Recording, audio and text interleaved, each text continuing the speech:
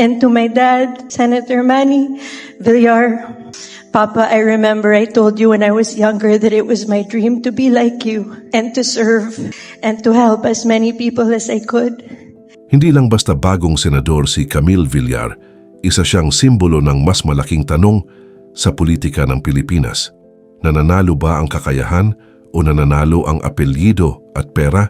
Sa kanyang pagkapanalo noong 2025 elections, muling nabuhay ang usapin tungkol sa political dynasty, campaign spending at kung patas pa ba ang laban sa halalan. Sa video na ito, hindi tayo magpapaligoy-ligoy. Uusisain natin kung sino siya, paano siya umangat at bakit hanggang ngayon ay hati ang opinyon ng publiko tungkol sa kanya. Si Camille Villar ay ipinanganak sa isang pamilyang hindi lang mayaman kundi makapangyarihan. Anak siya ni Manny Villar at Cynthia Villar, dalawang pangalan na matagal nang may impluwensya sa negosyo at politika sa Pilipinas. Pero mas mahalagang pag-usapan kung paano sila pinalaki bilang magkakapatid. Tatlo sila, si Paulo, si Mark at si Camille na siyang bunso at tanging babae. Sa kabila ng kanilang yaman ngayon, ayon sa kanilang kwento, hindi sila pinalaking maluho kundi disiplinado. Bata pa lang, hindi puro luho ang kanilang nakasanayan kundi trabaho. Isinasama sila sa construction sites, pinapakita kung paano itinatayo ang mga bahay, paano pinapatakbo ang negosyo, at paano makipag-ugnayan sa mga tao sa ibaba ng organisasyon. Ang layunin ng kanilang mga magulang ay malinaw. Hindi sapat na maging tagapagmana, kailangan marunong kang magpatakbo. Habang ang ibang kabataan ay naglalaro o nagbabakasyon, ang magkakapatid na Villar ay exposed na sa realidad ng negosyo. At pagdating kay Camille, mas lalo itong naging malinaw noong siya ay estudyante pa lamang. Habang nasa Ateneo, hindi lang siya nakatutok sa pag-aaral. May sarili siyang bersyon ng pagiging working student. Hindi ito dahil kailangan niya ng pera, kundi dahil kailangan niyang matuto. Pero bago po ang lahat, baka pwedeng palike muna ang video na ito. Isang simpleng click lang, pero malaking tulong yan sa aming mga content creators para makagawa pa ng mga kwentong gaya nito. Maraming salamat po. Tumulong siya sa opisina, humawak ng paperwork, sumali sa operations, at pinaikot sa iba't ibang bahagi ng negosyo. Mula retail hanggang real estate, tinuruan siyang intindihin ang buong sistema. Sa halip na bakasyon, training ang kanyang ginagawa. Sa halip na pahinga, exposure sa negosyo ang inuuna. Dito pa lang, makikita mo na ang pundasyon ng kanyang pagkatao, isang kombinasyon ng pribilehiyo at paghahanda. Pagkatapos ng kanyang pag-aaral, pumasok siya sa corporate world ng kanilang pamilya. Naging managing director siya ng Brittany Corporation at naging mukha ng All Home. Sa puntong ito, maaari na siyang manatili sa negosyo at mamuhay ng komportable. Pero gumawa siya ng isang desisyon na hindi inaasahan ng marami, ang pagpasok sa showbiz. Noong 2012, naging co-host siya ng Will Time Big Time at Wawa Willie kasama si Willie. Para sa isang business executive mula sa isang elite na pamilya, hindi ito pangkaraniwan. Pero ayon sa mga ulat, si Willie mismo ang nag-imbita sa kanya upang magdala ng ibang energy sa show.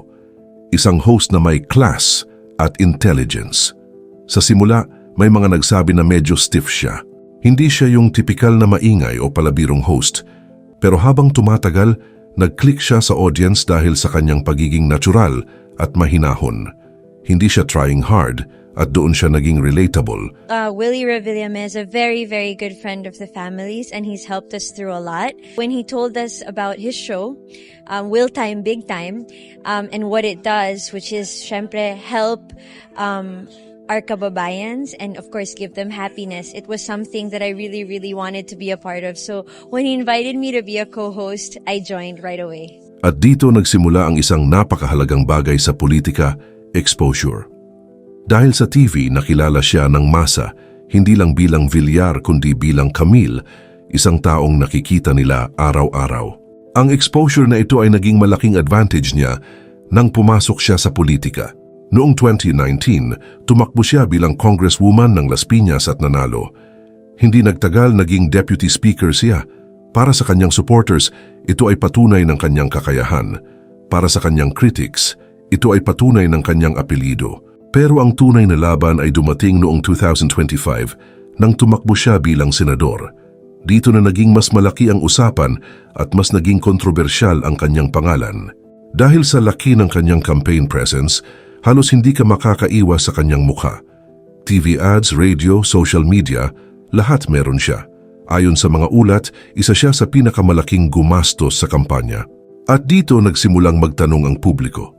Kung ang eleksyon ay nakadepende sa pera, patas pa ba ito? Kung ang pangalan ay kilala na bago pa magsimula ang laban, may laban pa ba ang iba? Sa kabila ng lahat ng ito, nanalo siya.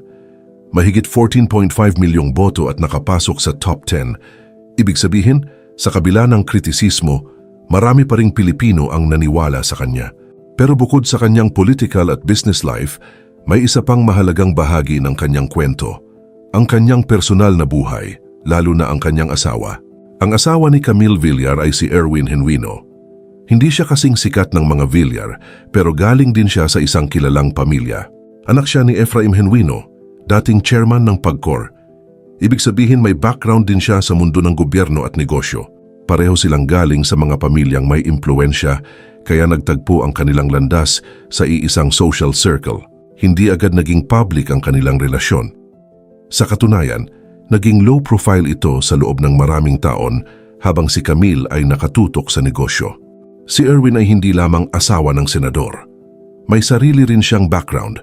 Naging executive assistant siya sa PAGCOR at nagtrabaho rin sa media bilang executive producer ng pelikulang Baler. Bukod dito, ang kanilang pamilya ay may-ari ng Trace College sa Laguna na nagpapakita na may sarili rin silang negosyo at impluensya. Sa kabila ng kanyang low-profile na personalidad, madalas siyang makitang sumusuporta kay Camille sa mga mahahalagang okasyon, kabilang na ang kanyang oath-taking bilang senador. Ngayon, mayroon silang 3 anak at dito makikita ang mas personal na side ng pamilya Villar. Sa kabila ng pagiging seryoso ni Manny at Cynthia Villar sa negosyo at politika, nagiging ibang tao sila pagdating sa kanilang mga apo. Madalas ibinahagi ni Manny Villar ang kanyang saya sa pagdating ng mga apo, lalo na ang bunsong anak ni Camille na tinawag pa niyang isang beautiful gift of life.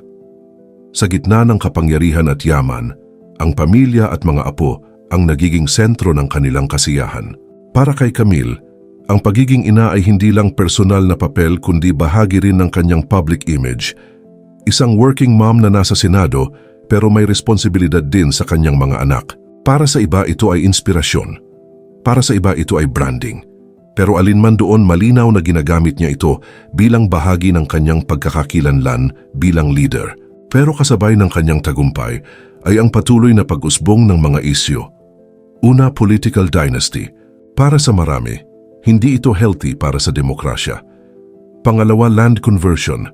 Ang kanilang negosyo ay real estate at matagal ng issue ang conversion ng mga sakahan patungo sa subdivisions. Pangatlo, conflict of interest.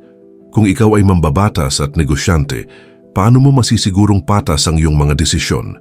At pang-apat, campaign spending. Kung pera ang nagdidikta ng visibility, nasaan ang fairness? Sa kabila ng lahat ng ito, nananatili ang kanyang diskarte.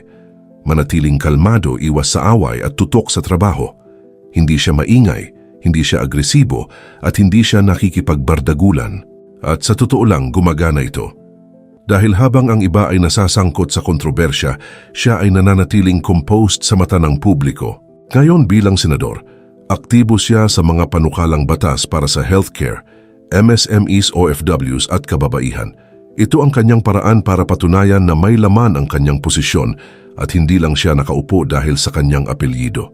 Pero sa dulo, nananatili ang pinakamalaking tanong. Si Camille Villar ba ay simbolo ng pagbabago o simbolo ng pagpapatuloy ng lumang sistema? Dahil oo, may kakayahan siya, may edukasyon at may karanasan.